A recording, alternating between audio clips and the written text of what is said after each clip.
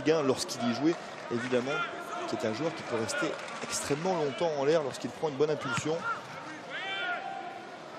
Et regardez encore Christopher Julien qui prend le dessus sur l'attaquant dijonnais. Julien, c'est très très fort, hein, Fabien, vraiment. 19 ans, formé au club Christopher Julien. Et il évoluait encore l'année dernière en CFA avec les moins de 19. Et il avait fait une seule apparition dans le groupe pro, c'était lors d'un déplacement à Lyon. Et Jean-Guy Wallem qui l'a lancé dans le grand bain face à Laval vendredi dernier. Il a donné satisfaction et il rejoue ce soir titulaire dans l'axe de la défense.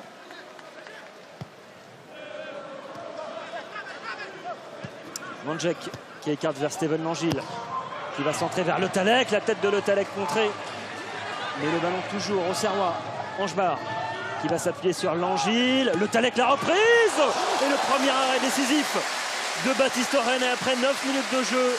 Mais voilà une belle combinaison côté au Serrois avec Angebar au départ, Langille et la reprise d'Anthony Le Tallec. C'est parfait, tout est parfait. La remise, le centre, la reprise très inconfortable d'Anthony Le Tallec. Regardez cet arrêt, il est très beau de Baptiste René parce que le ballon fuse, tape une fois la pelouse juste avant lui et c'est la main droite très ferme qu'il va.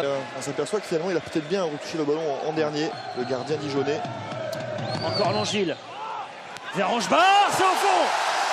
C'est au fond à la demi-heure de jeu. Service parfait Steven Langille vers la tête de Cédric Angebar, ça fait 1-0 pour la JOCR dans ce derby bourguignon, mais c'est pas immérité Jérôme, puisque les meilleures occasions étaient au Serrois depuis le début de la partie. Jean-Guy venait de le dire, il faut profiter des temps forts pour appuyer là où ça fait mal, côté au Serrois. Les Dijonnais souffraient depuis quelques minutes, un coup franc, un corner. Et là c'est Cédric Angebar qui monte très très haut, sans faire de faute. Regardez, cette impulsion est parfaite, quasiment sans élan. Et il vient se matcher cette tête qui passe pas très loin de Baptiste René, mais elle est trop forte. Le gardien dijonnais n'a pas le temps de réagir, elle lui passe quasiment au-dessus de la tête. Regardez, maintenant. Et il a gagné son duel face à Papipa et Cédric Angebar sur ce corner, ça fait 1-0 maintenant. Compliqué à prendre, la baie des Champs cette saison. Grégory Thiel, la frappe et l'arrêt de Donovan Léon qui s'illustre juste devant sa ligne. Le portier guyanais de la JOCR qui s'est bien couché là. Elle part bien, on va la revoir de derrière le but. Elle est parfaite cet angle. Il a déclenché très vite Grégory Thiel et puis il y a le rebond, ce fameux petit rebond juste devant.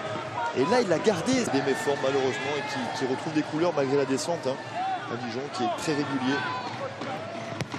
Angebar le centre. Oh Liège qui n'a pas pu capter ce ballon.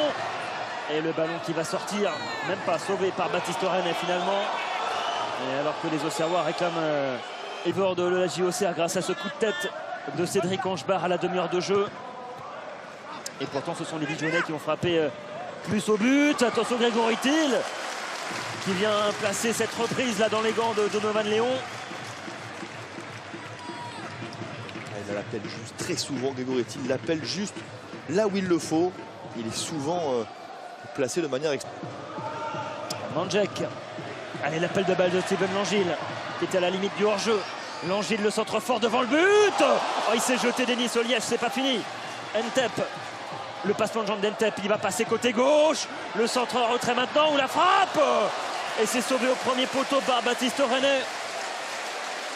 Et la bonne percussion du Camerounais Georges Ntep. C'était parfait et puis Baptiste s'est pas laissé prendre. Regardez, il ferme son angle parce qu'il ne fait pas le choix d'anticiper. Il l'a fait juste avant sur le centre, rappelez-vous, quelques secondes avant. Samuel Soupraillant, Benjamin Cornier maintenant et Banega qui se jette bien dans les pieds de Jouffreau sur le côté droit maintenant. Langille qui centre, la tête finalement, elle est signée. Et bien William Rémy qui concède un corps s'est chauffé tout à l'heure.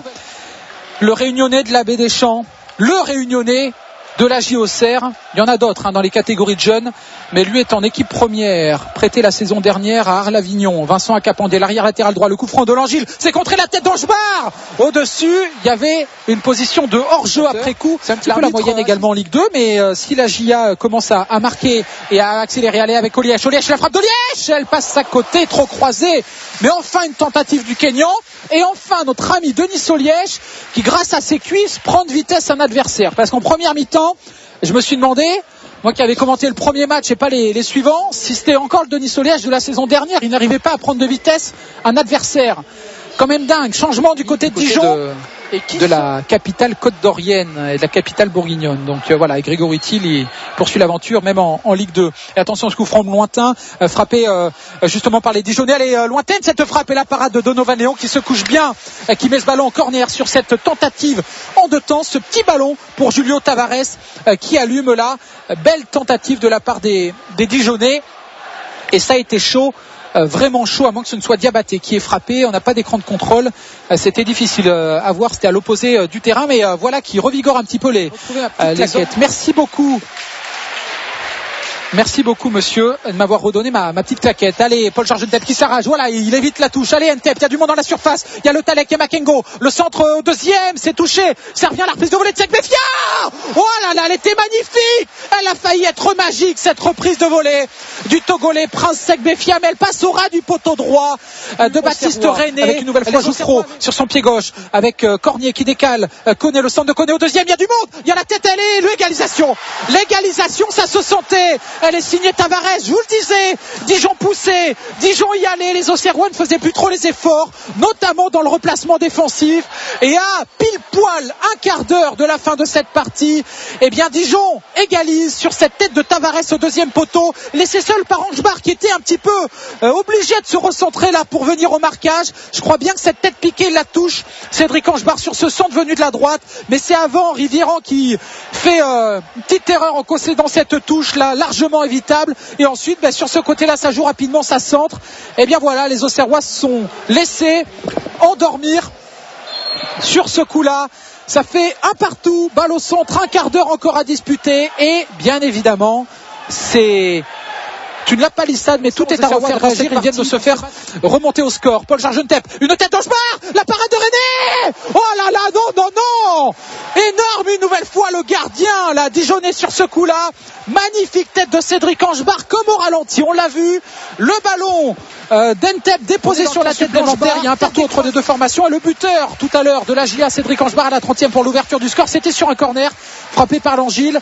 Du même côté, là c'est Prince Segbefia qui va l'enrouler ce ballon rentrant, le Togolais. Allez, il y a au moins 6 ou 7 maillots blancs. Au deuxième, il y a une tête. Et ouais, c'est Christopher Julien, comme un symbole, 10 devant le gamin là, qui s'élève plus haut que tout le monde et qui va qualifier la GIA pour les 16e de finale de la Coupe de la Ligue à la 93e minute.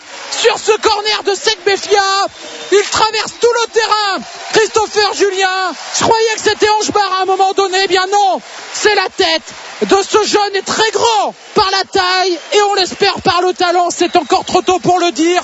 Ce très grand Christopher Julien sur ce corner, bien botté une nouvelle fois par Segbefia. La plupart du temps, ses coups de pied arrêtés étaient enroulés vers le gardien qui dégageait des 2 points ou qui se saisissait de la balle.